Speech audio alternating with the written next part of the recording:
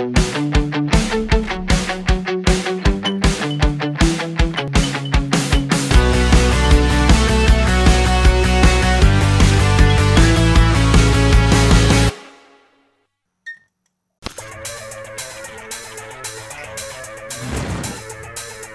Tenno, this is Mako, and we're going to go over Mesa. Now, Mesa has a great synergy with the dual Toxicus, so I would suggest you pick up that weapon if you don't already have it. It is available now as of Sands of Inaros with the Legion and the Mito Senros and Inaros himself in a bundle, or you can pick it up and build it yourself. Now, before we start on the dual Toxicus themselves, let's look into her third power. Now, I've got the Dex Sybaris with an augment called Guided Ordnance. This is applied to any rifle. When you shoot with Guided Ordnance and deal damage, it increases accuracy. So you're probably thinking, that's a great thing, Mako, but not really helpful for Mesa, who, takes buffs on her second. Well, you would be right, except that her third power pulls her primary weapon. Let that sink in. Now, you're probably wondering, how in the heck does her third power, Shadow Shield, pull her primary mod? Well, with the help of PC10 to corroborate and check this out for me, to make sure it works on all platforms, basically how it works is the reflected bullets of Mesa's third take on the characteristics of whatever your primary mods are. As you can see, I'm getting Guided Ordnance and Growing Power to trigger, which means it pulls status, as well as, characteristic mods like Guided Ordnance, even Argon Scope, or Bladed Ram. Now, getting a kill or a headshot or a critical is probably very unlikely with those type of powers, so more of just using them to increase your status buffs, i.e. growing power, is a better tactic, I would suggest. Now, having Arcane Avenger, Dual Toxicus, growing power, and Guided Ordnance all up at once on her, it can be rather destructive. Now, one of the things that I like with it is multi-shot, so my damage may be low to start, as you can probably wondering why it's only 2,000 or something. That's because it's hitting like 10 2,000s at once, and it's just shredding her pretty quickly.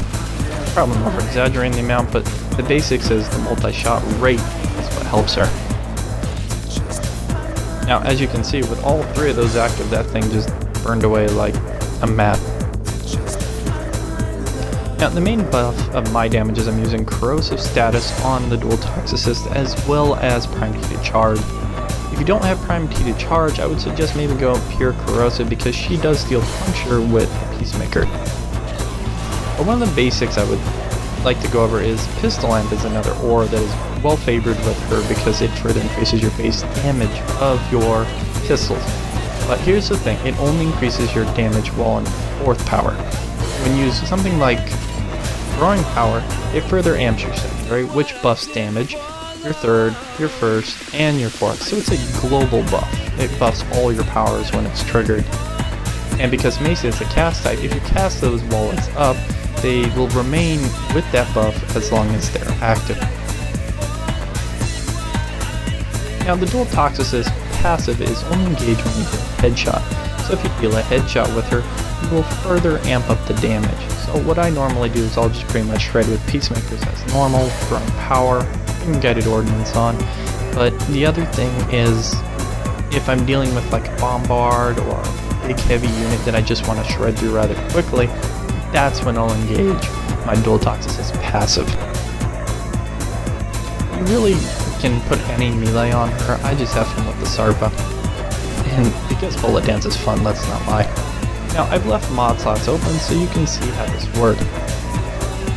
Now, for you, these are template builds, so if this builds, interests you, or some of the mechanics I've shown help you, you can further try them out for yourself, or easily switch them out. Now, Pistol Lamp is at a faster damage rate to start than Growing Power, so you'll deal like 10,000 damage, for Growing Power-based damage will be 9,000, 8,000 with this build, as is. But one of the things that's more interesting is the Growing Power build amps up damage faster. So I'll start at 7,000, but I'll end at like 57,000.